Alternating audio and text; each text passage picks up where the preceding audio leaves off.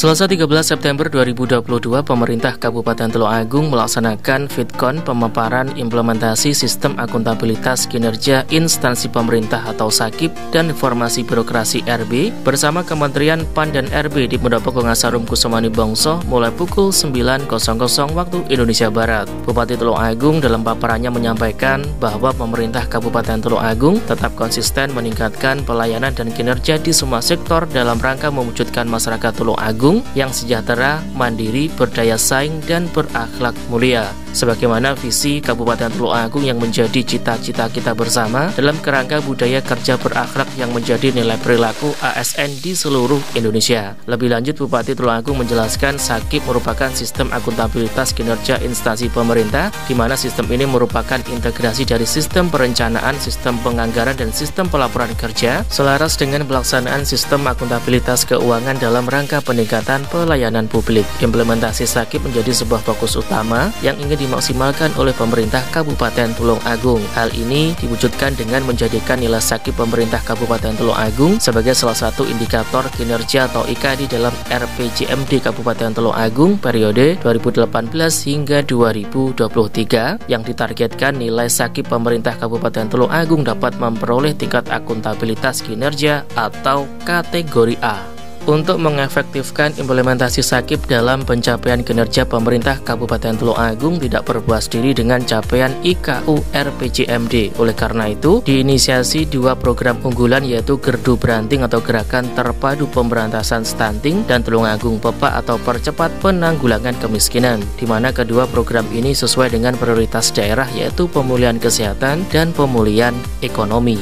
Peningkatan kinerja melalui pelaksanaan implementasi SAKIP ini menjadikan pemerintah Kabupaten Tulungagung memperoleh berbagai penghargaan, yaitu antara lain penghargaan Kofablik dari Kementerian PAN RB terkait inovasi pelayanan publik, kemudian wilayah bebas korupsi WBK dari Kementerian PAN RB untuk RSUD Dr. Miska. Ada juga peringkat 2 penghargaan perencanaan pembangunan daerah dari Pemprov Jawa Timur, kemudian BKN Award tahun 2022 kategori implementasi penerapan manajemen dan manajemen ASN terbaik. Ada juga penghargaan Pemda dengan realisasi PAD tertinggi tahun 2022 dari Kemendagri.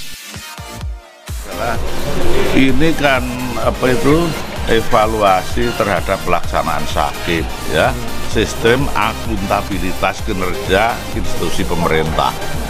Namanya institusi pemerintah ya secara keseluruhan institusi atau lembaga yang ada di jajaran pemerintah kabupaten. Nah, yang dievaluasi ya terhadap programnya, ya terhadap programnya itu kayak apa, ditindaklanjuti ya, dari rencana ditindaklanjuti dengan pelaksanaan penganggaran dan evaluasi kinerja. Ini klop enggak yang diprogramkan ini betul-betul bisa, intinya adalah peningkatan pelayanan kepada masyarakat ya. Jadi perencanaan ya, yang penting nomor 1 perencanaan diambil dari isu-isu yang kira-kira menonjol kayak apa. Yang kedua perencanaan, terus kemudian pemanggaran, terus kemudian evaluasi kinerja dan sampai dari penilaian akuntabilitasnya. Nah ini harus merupakan satu siklus yang betul-betul berurutan ini ya, berurutan. Oleh karena itu bersinergi lah. Nah ini semua harus terpadu, program-program itu ya harus terpadu. Jadi merupakan sebuah, karena apa, ini sustainabilitas atau berkelanjutan. Jadi harus kolaborasi, terus kemudian sustainabilitas, koordinasi, terus kolaborasi itu harus ada di dalamnya antara institusi-institusi atau jajaran perangkat daerah. Nah ini yang namanya evaluasi terhadap kinerja masuk dalam satu sistem yang namanya SAKIP. Nah, ini. Kalau dari penyampaian sementara Kepala UPD tadi gimana? Jadi sebenarnya kita baik ya, tapi ada kekurangan itu pasti ya. Apa benar bahwa terhadap karena ini harus ada jelas ya terhadap isu strategis itu apa, terus yang diikuti dari perencanaan penganggaran itu evaluasinya semacam apa, terus kemudian kalau sudah pencapaian pengukurannya kayak bagaimana, target yang dicapai berapa, evaluasinya itu gitu loh. Mana Pak dinas yang masih harus dipacu Pak? Yang dipacu ya dari banyak lah, dari ya tentu saja ada kekurangan dinas sosial karena DTKS itu selalu berubah, kemiskinan ekstrim itu diprediksi tidak bisa karena ini pengaruh COVID-19 saya sampaikan tadi. Mengapa demikian?